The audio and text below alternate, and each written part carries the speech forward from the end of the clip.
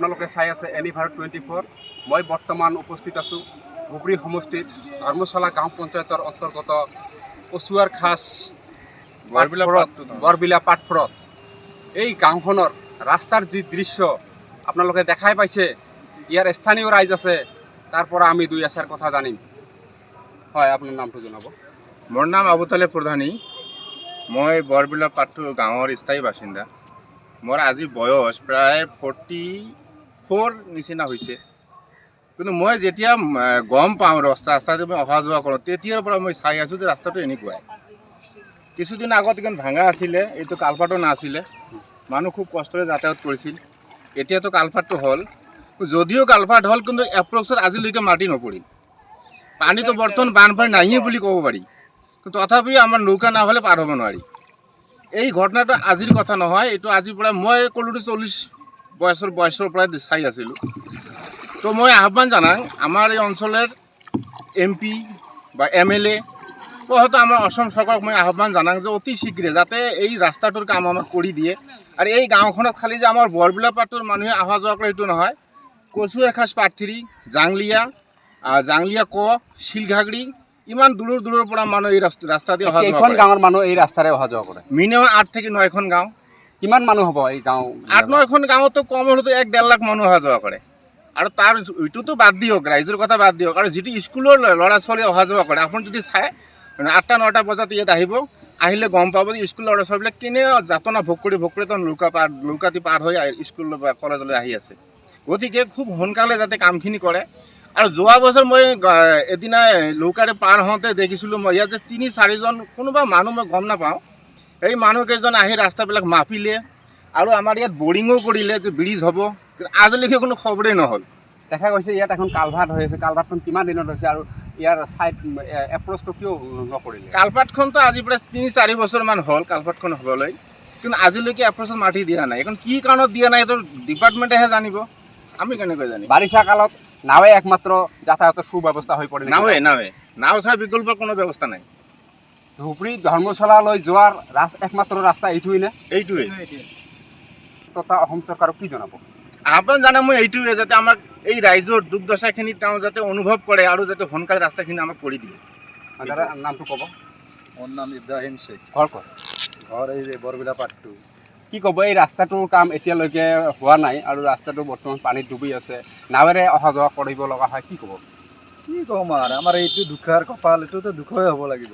অহা যোৱা কৰি থাকিম। আমাৰ বয়সটো মোটামুটি 30 বছৰ হ'ল। আমি জন্ম হৈছোঁ থাকি এনেকুৱা, আজি বোলে ৰাস্তা হয়, কালি কালপাট হয়, এলাও হোৱা নাই। হয়, মোৰ কেমেৰা পাৰ্চনক মই ৰাস্তাৰ পৰিৱেশটো দেখুৱাবলৈ অনুৰোধ কৰিছোঁ। ধুবুৰী সমষ্টিৰ ধৰ্মশালা গাঁও পঞ্চায়তৰ জাংলিয়াৰ পাৰ গাঁৱৰ ৰাস্তাৰ দৃশ্য এয়াই নেকি ধুবুৰী সমষ্টিৰ উন্নতি।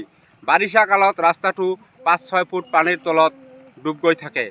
ধুবুৰী সমষ্টিৰ ধৰ্মশালা গাঁও পঞ্চায়তৰ পেংলেৰ খাছ গাঁৱৰ ৰাস্তাৰ এয়াই নেকি উন্নতি। গাঁওখনৰ একমাত্ৰ ৰাস্তাটোৰ বাবে জলাকলা খুৱাইছে ৰাইজক। গাঁওখনত বসবাস কৰে প্ৰায় 15 পৰা 20 হাজাৰ মানুহ। বাৰিষা কালত নাৱে একমাত্ৰ যাতায়াতৰ সুব্যৱস্থা হৈ পৰে। বাৰিষা কালত খেতি পথাৰৰ বোকাত পৰিণত হয় ৰাস্তাটো। নাৱে একমাত্ৰ যাতায়াতৰ পথ হৈ পৰে। ৰাস্তাটোৰ বাবে আজিলৈকে চৰকাৰ তথা বিভাগে কোনো ধৰণৰ কাম নকৰিলে। প্ৰায় 5-6খন গাঁৱৰ ৰাইজে ধুবুৰী ধৰ্মশালা বজাৰলৈ যোৱা একমাত্ৰ ৰাস্তাটোৰ দৃশ্য এয়া। যদি কোনোবা এজন মানুহৰ বেমাৰ হয়, তেতিয়াহ'লে নাৱেৰে হাস্পাতালত লৈ যাব লগা হয়। কোনো এজন মানুহৰ বেমাৰ হ'লে 108 নোসোমায় গাঁওখনত। পৰিতাপৰ বিষয় যে আজিলৈকে কাম নকৰিলে ৰাস্তাটোৰ। কিমান বিধায়ক সাংসদ গ'ল, কোনেও নকৰিলে গাঁওখনৰ ৰাস্তাটো। ধুবুৰী গড়কাপ্তানি বিভাগৰ চকুত নপৰিল ৰাস্তাটো। উন্নয়নৰ ঢাক ঢোল বজাই ফুৰা BJP চৰকাৰখনৰ দিনত এয়াই নেকি ধুবুৰী সমষ্টিৰ পেংলেৰ খাছ গাঁৱৰ উন্নতি। মোর নাম হচ্ছে আব্দুল কাদের জিলানি। এই রাস্তাত মোটামুটি 40 বছর বয়স হল। রাস্তার মধ্যে বহুত মানুষ কষ্ট হয়েছে। বেমার আদি হলে নাও ছাড়া হয় না। এই মানে 5-6 গাঁৱৰ মানুষ যদি পানী ভিজি যাব লগা হয়েছে। এইখানত আমাৰ ৰাস্তাটা অভিশাপে টক্কৰি লাগে এই ৰাস্তাখিনি। নাৱেৰে পাৰাপাৰ হৈ আছে যাত্ৰীসকল। এই অঞ্চলৰ বৃহৎ অঞ্চলৰ গাঁৱৰ ৰাইজে নাৱেৰে পাৰাপাৰ হৈ আছে আপোনালোকে দেখাই পাইছে। আপোনালোকে চাই থাকক এনি ভাৰত 24 ধুবুৰীৰ পৰা দূৰ হুছেইনৰ কেমেৰা পাৰ্চনৰ সৈতে অপিয়ল হকৰ ৰিপৰ্ট এনি ভাৰত 24।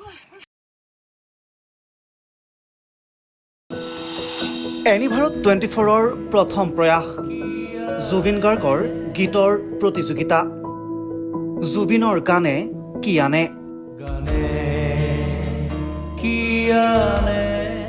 অডিশ্যনৰ বাবে যোগাযোগ কৰক 8638661821 আৰু 8812831556 নম্বৰত। এনি ভাৰত 24 উদ্যোগত এটা নতুন সংগীতৰ প্ৰতিযোগিতা আয়োজন কৰা হৈছে, য'ত মোৰ গানৰ প্ৰতিযোগিতা হ'ব। আপোনালোকে তাত প্ৰতিযোগী হিচাপে আহিবলৈ পাৰিব আৰু মোৰ ফালৰ পৰা আন্তৰিক শুভকামনা জনাইছোঁ। আৰু অনুষ্ঠানটোৰ নাম হৈছে গানে কি আনে। সকলোকে মৰম জনাইছোঁ, সকলোৱে আহক, ইয়াত অংশগ্ৰহণ কৰক। Thank you very much. Love U.